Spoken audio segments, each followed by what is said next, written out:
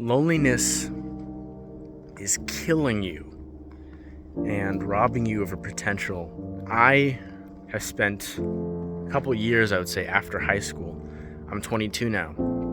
And for like maybe 3 years, didn't really have a lot of close friends because both of my good friends, I would say my best friends, they both moved away.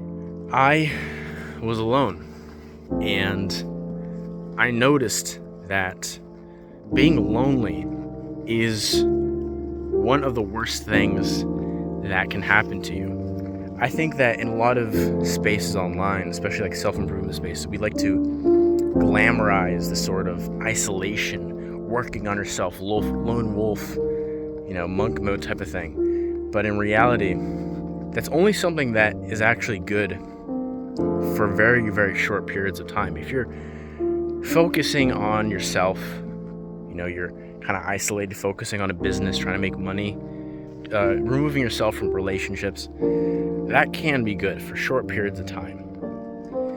But the problem is when you are chronically lonely, you are destroying your brain.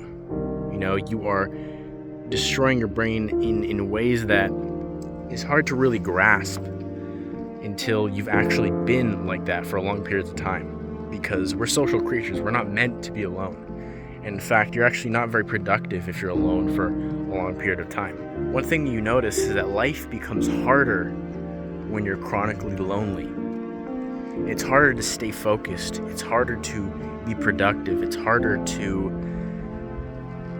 be consistent on your goals, which sounds kind of the opposite of what would happen, because you'd think that if you're alone, you have more time to work on your personal goals, to work on your business, to work on whatever it is that you're trying to work on. But in reality, if you are constantly alone from your friends, from relationships, romantic relationships, and you're constantly negating this part of yourself, this part that you really desire. You desire relationships, you desire friendships, romantic relationships. And if you're constantly pushing yourself away from these things, the desire doesn't go away.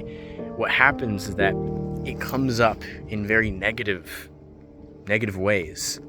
And what happens is that you're going to find yourself more tempted to scroll on the internet, to watch content that you shouldn't be watching, if you know what I mean, porn. You're going to find yourself that you're going to be more addicted to video games. You're going to find yourself to be more addicted to your vices, because as a way to cope with the fact that you're lonely. That's actually what's happening.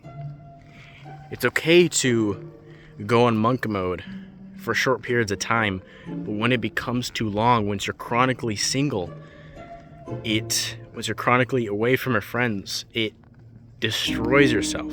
It destroys who you are as a person. It's very strange, but you become quite detached from normal human interactions. When you interact with people, you feel awkward, talking to them. Not because you're uncomfortable, but because, you haven't had normal human interaction for a long time. And so the skill of talking to another person is like rusty for you.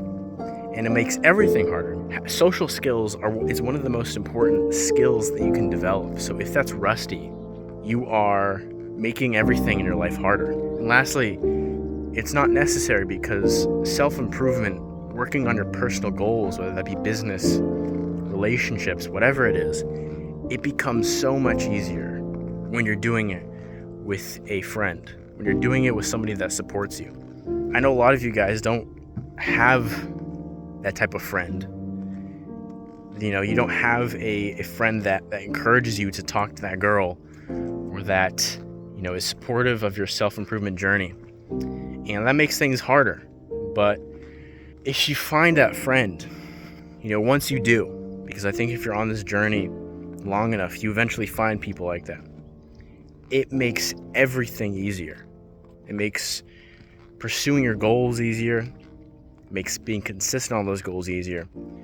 You can't negate socializing with other people. You can't do that.